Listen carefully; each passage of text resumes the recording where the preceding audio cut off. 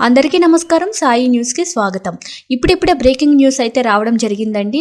ప్రముఖ షాపింగ్ మాల్లో భారీ అగ్ని ప్రమాదం, 3 కోట్ల ఆస్తి నష్టం. వివరాలు అయితే వీడియోలో తెలుసుకుందాం. వీడియోని ఎక్కడ స్కిప్ చేయకుండా కంప్లీట్గా చూడండి. అప్పుడే మీకు కంప్లీట్ ఇన్ఫర్మేషన్ అనేది తెలుస్తుంది.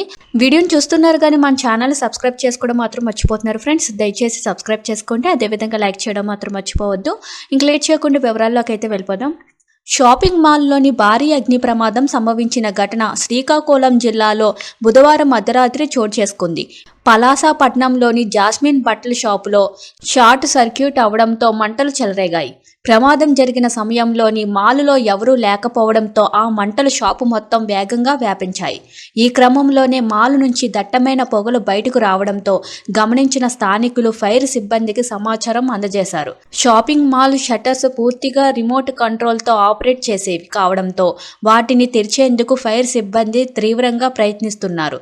అదేవిధంగా మరోవైపు చెలరేగుతున్న మంటలు అదుపు చేసుకునేందుకు కూడా శ్రమిస్తున్నారు. మాల్ యాజమాన్యం తెలిపిన ప్రకారం ఇప్పటి వరకు మొత్తం 3 కోట్ల మేర ఆస్తి నష్టం వాటిల్లినట్లు ప్రాథమికంగా తెలుస్తుంది.